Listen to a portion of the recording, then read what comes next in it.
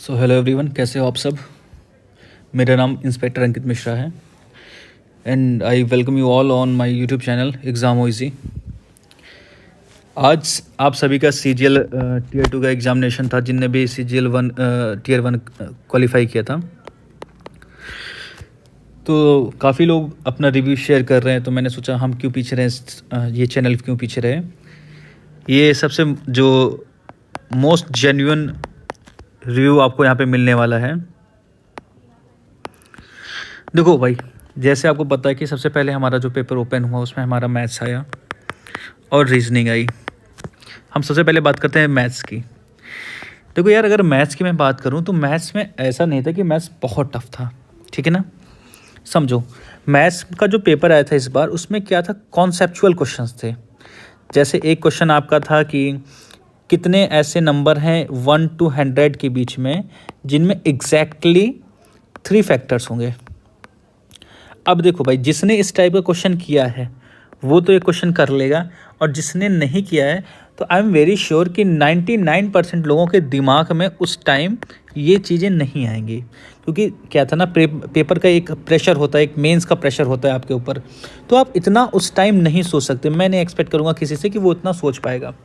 तो ऐसे कम से कम 4 क्वेश्चंस थे, ठीक है। एक सिंप्लीफिकेशन का क्वेश्चन था, वो भी अच्छा था, ठीक है। सिंप्लीफिकेशन का क्वेश्चन भी अच्छा था आपका।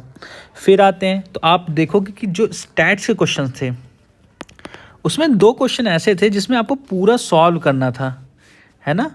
यानी आपको जो एक में तो खाली मीन ही निकालना था, लेकिन मीन कैसे निकालना था, आपको क्लास मार्क निकाल के उसका मीन निकालना था, ठीक है।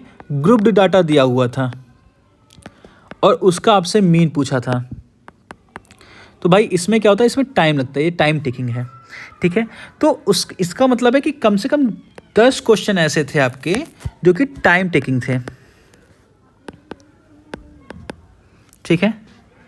4 क्वेश्चन ऐसे थे जो कॉन्सेप्चुअल थे। अगर आपको पहले से आपने वो लगाया हुआ है तो ही होगा, अदरवाइज नहीं हो पाएगा। उस टाइम के दिमाग में वो कॉन्सेप्ट नहीं आ रहे थे।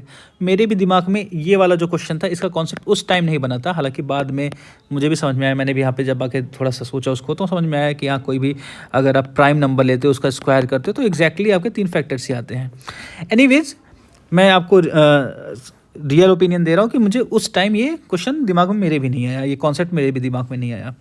तो अगर हम मैथ्स में एक अच्छे अटैम्प्ट की बात करें, तो मैथ्स में जो पढ़ने वाला बच्चा है, जो लगा हुआ है, उसका अटैम्प्ट अगर 28 है तो मैं उसे अच्छा मानूंगा।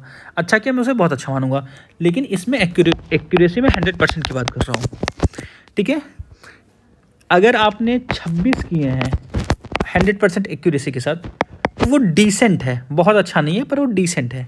देखो भाई, पेपर इतना भी हल हुआ नहीं था कि आप 26 से नीचे चले जाओ, ये बात मेरी मान लो आप। इतना भी हल हुआ नहीं था, आप सॉरी, इतना भी टफ नहीं था कि आप 26 से नीचे स्कोर करने लगो, 26 से नीचे क्वेश्चन अटैम्प्ट करने लगो। तो ये मान के चलो, ये है कि 28 क्वेश्चन अगर आपने उसमें 100% एक्यूरेसी किए हैं तो आपका पेपर अच्छा गया है।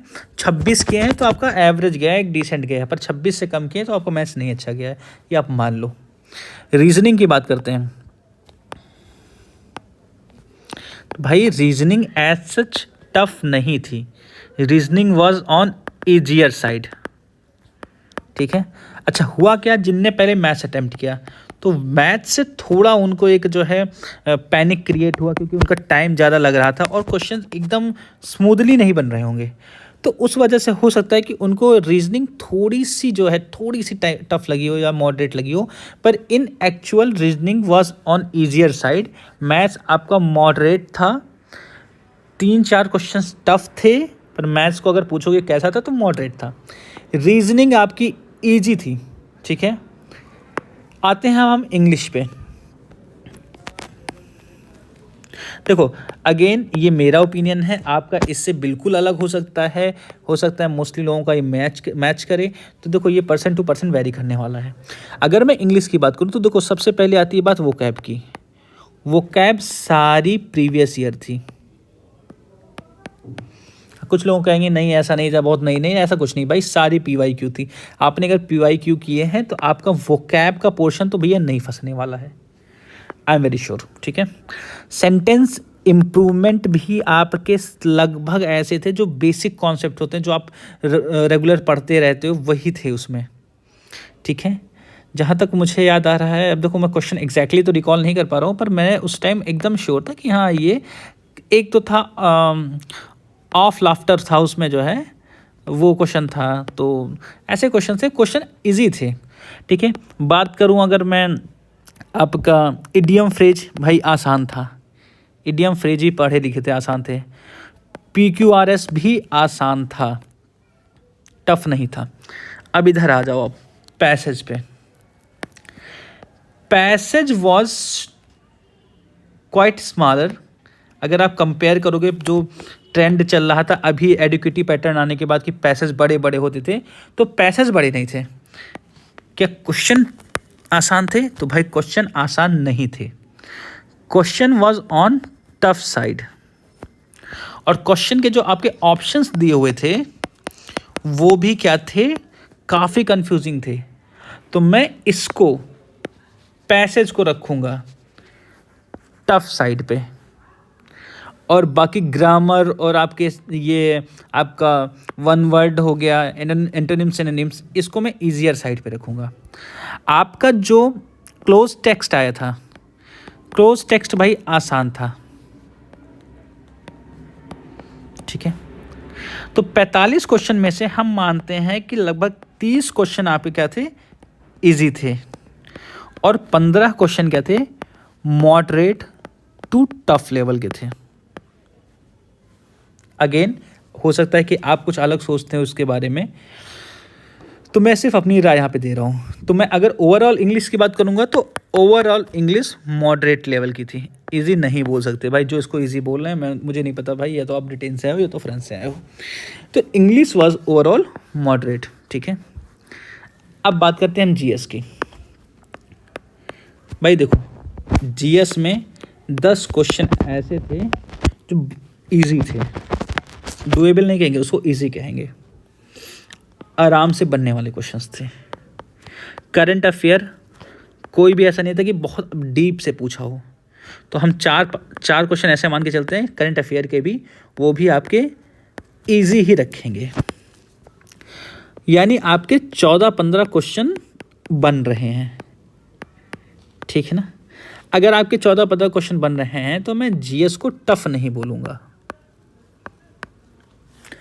जीएस को मॉडरेट ही बोलूँगा, क्योंकि इसके बाद 7-8 क्वेश्चन ऐसे थे तो जैसे एज यूजुअल एसएससी पूछता है वैसे ही थे। आपको पता है एसएससी का क्या पैटर्न है, कैसे वो पूछता है, ठीक है ना, घुमा फिरा के। तो मैं 7-8 क्वेश्चन को उसमें कैटेगरी में रख रहा हूँ। फिर भी अगर आपने 14-15 क्वेश्चन अगर आपको आ रहे थे तो इसको हम लोग टफ नहीं बोल सकते हैं। तो मैं जीएस को रखूँगा मॉडरेट की कैटेगरी में, है ना। आते हैं, अब बात करते हैं सबसे ज़्यादा जिस पे हमारी बहस है, वो है कंप्यूटर। लोगों को उसकी एक्स ले डूबती है, यहाँ हमें हमारा कंप्यूटर लेके डूब गया। इसको हमने सबसे ज़्यादा इग्नोर किया, ठीक है। इसने कहा हम आपको आपकी औकात दिखाते हैं, ठीक है। ये डेविल बन गया कंप्यूटर। भाई साहब अल्ट्रा टफ बोलूँगा मैंने 1-2 लोगों को देखा है, काफ़ी स्मार्ट लोग थे, उन्होंने कहा computer was on easier side, ठीक है ना। मैंने 1-2 यूट्यूब पे वीडियो देखी, मैं जैसे एग्ज़ाम से निकला तो नोटिफिकेशंस आते हैं, वो बताते हैं ना कि कंप्यूटर इजी था, मैंने कंप्यूटर पढ़ रखा है, मेरा कंप्यूटर, अरे कुछ भी रहा हो तुम्हारा, ठीक है, चाहे तुम चार्ल्स बेबेज की औलाद रहे हो, कंप्यूटर क्या था तुम्हारा, टफ था, ठीक है। इससे कोई भी डिसएग्री नहीं कर सकता। मैं अपनी बात करूं तो मैं बहुत ख़राब तो नहीं कंप्यूटर में, पर बहुत अच्छा भी नहीं हूं। मुझे 4 क्वेश्चन आउट ऑफ 20 आ रहे थे। भाई मैं ऑनेस्ट ओपिनियन दे रहा हूँ, ठीक है। बहुत लोग इस पे हंसेंगे भी कि 4 ही क्वेश्चन आ रहे थे, हाँ भाई 4 क्वेश्चन ही आ रहे थे। 4 क्वेश्चन ऐसे थे जो मुझे कंफर्म पता था कि हाँ ये सही होंगे। इसके बाद मैंने ऑड वन आउट किया, ठीक है, मतलब आप कह सकते हो जुगाड़ लगाए, जो भी जुगाड़ लग सकता, जहाँ तक मेरा दिमाग काम किया, जहाँ तक मेरे प्रेजेंस ऑफ माइंड ने वर्क किया, मैंने भाई क्वेश्चन अटैम्प्ट कर दिए। तो कंप्यूटर को मैं टफ प्लस प्लस बोलूँगा। अब देखो, समझने वाली बात यह है कि जब इसका आंसर किया आएगा तो चीज़ें बहुत क्लियर हो जाएंगी। जो शूरवीर आके बताते हैं कि मैथ्स बहुत इजी थे, उनको भी अपनी औकात समझ में आ जाएगी। जो बता रहे हैं कंप्यूटर हलवा था, उनको भी अपनी औकात समझ में आ जाएगी। तो आंसर की का आप वेट करो, मोस्ट प्रोबेबली इस वीक में ही आंसर की आ जानी चाहिए। एक दो ने तो बताया कि 1-2 दिन में आ जाती है, पर we can't be very sure about that. अच्छा, मैं बात करता हूँ थोड़ा सा सेफ स्कोर क्या होगा। तो अगर कोई धांधली नहीं हुई इस एग्ज़ाम में, सब कुछ अच्छा चला, तो ये भाई बहुत ज़्यादा अनप्रेडिक्टेबल रहने वाला है। कैसे? मान लो एक बंदा मैथ्स में 30 में 30 सही कर ले रहा है, पर बहुत कम चांस है कि कंप्यूटर में भी वो पास होगा। तो मुझे नहीं लगता कि इस साल की कट ऑफ 2023 के आसपास भी जाएगी। 2023 से काफ़ी कम रहेगी मुझे इस साल की कट ऑफ जो लग रहा है। मतलब आप देखोगे कि ड्रास्टिकली कम हुई। जैसे आपका प्री में दिखा आपको कि कट ऑफ कम गई हैं, वैसे भी आपको मेंस में दिखेगा, और बल्कि प्री से ज़्यादा सिग्निफिकेंट दिखेगा आपको कि हाँ कट ऑफ में डिक्रीज़ हुआ है। तो ये मान के चलो कि अगर आपको लगता है कि आपका स्कोर 290 के भी आसपास बनेगा, तो मेरे भाई आप सेफ हो एज़ पर माय ओपिनियन। ठीक है ना? मैं 290 की बात कर रहा हूँ। 290 पे मुझे लग रहा है कि आप सेफ़ हो। और अभी आंसर की आने तो शायद आप 280 पर भी सेफ़ हो सकते हो। अगेन, मैं कोई एनालिसिस नहीं करता, मैं कोई बहुत बड़ा इसमें खिलाड़ी नहीं हूँ, मेरे स्टैट्स में कोई बहुत तीम तड़ाम नहीं है, पर मेरा एक गैस है कि भाई जो जितने मैंने एग्ज़ाम दिए हैं, जितने मैंने एग्ज़ाम निकाले हैं, जो मेरा एसएससी का एक्सपीरियंस है कि भाई आपका 280 और 290 एक अच्छा स्कोर होने वाला है। क्योंकि इस बार बहुत से लोग ऐसे होंगे जिनने मैथ्स में अच्छा किया, इंग्लिश में अच्छा किया, रीजनिंग में अच्छा किया, पर उनको कंप्यूटर ले डूबा।